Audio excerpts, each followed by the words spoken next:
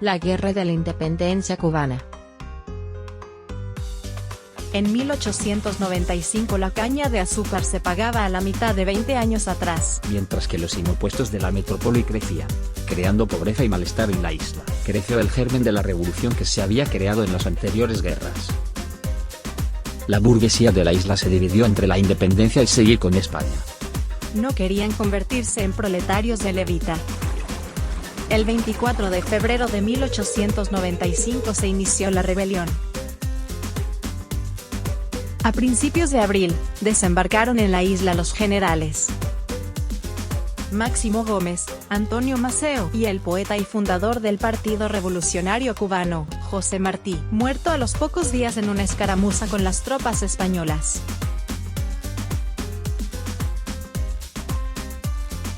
Mientras tanto en España, se reclutaban quintos para ir a la guerra. A las guerras solo iban los pobres, los que no podían pagar las 1.500 pesetas para librarse. Los ricos no iban nunca a la guerra. Esto creó un importante germen de antimilitarismo.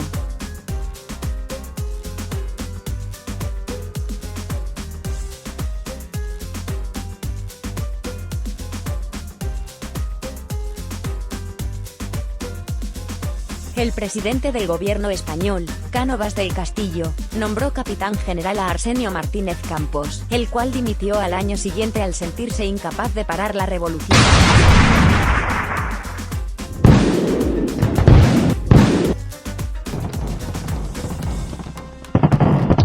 Siendo sustituido por el general Baylor. Baylor era un general duro. Sabedor del apoyo de la población a los revolucionarios, dictó una orden de reconcentración.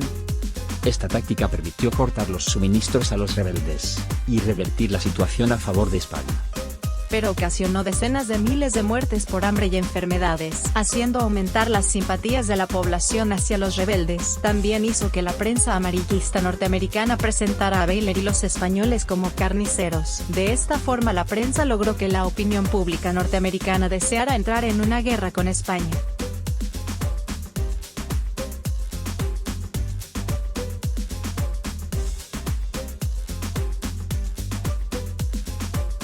En agosto de 1897, el presidente del gobierno español Cánovas es asesinado en un balneario por un anarquista italiano. El nuevo presidente del gobierno, Práxedes Sagasta, destituye a Baylor y nombra nuevo capitán general a Ramón Blanco.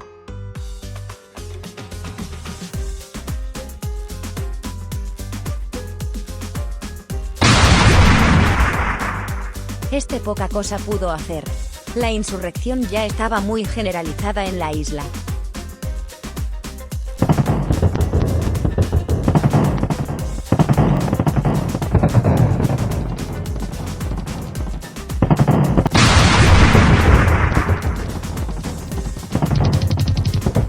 El general cubano, Máximo Gómez, había decretado la campaña de la TEA. Hacían una labor de tierra quemada. Consideraba que quemando la isla, España no tendría beneficios y se iría. Pero también acabó creando una terrible hambruna.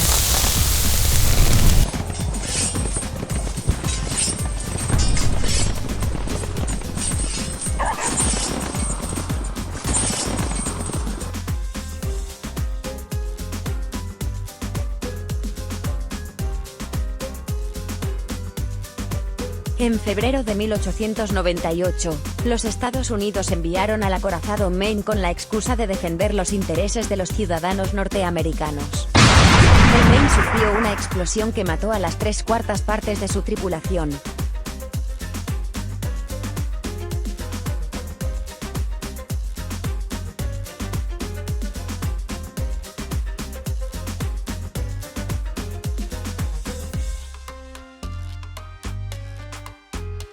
No se conocían las causas, pero la prensa amarilla calificó el hecho como un atentado para crear un clima bélico en la población que obligara al país a entrar en guerra. William Randolph Hearst y Joseph Pulitzer vendieron más periódicos que nunca con su amarillismo informativo. Remember the Maine, to hell with Spain. Recuerda el Maine, al infierno con España. Es la frase que popularizaron. El presidente norteamericano McKinley ofreció comprar Cuba a España por $300 millones. Quería evitar la guerra. En España, la regente María Cristina ofreció el poder al partido político que lo aceptara. Querían acabar con la guerra. Ningún partido político aceptó. Habían estado azuzando la guerra y no podían echarse atrás. Finalmente Estados Unidos declaró la guerra a España el 21 de abril de 1898. ¡Extra! ¡Extra! ¡Estados Unidos declara la guerra a España! ¡Léalo! La prensa española, tan tergiversadora como la norteamericana, recogió la noticia de una forma triunfalista. Los patrioteros de café, partidarios de la guerra, pero no de ir ellos a ella, hacían tertulias explicando cómo España iba a ganar. Las caricaturas ridiculizando a los norteamericanos se multiplicaban en la prensa. La población estaba falsamente informada de lo que sucedía en Cuba. Incluso se hizo una famosa composición musical que se llamó Guerra al Yankee, que es la que ustedes están escuchando, caballeros.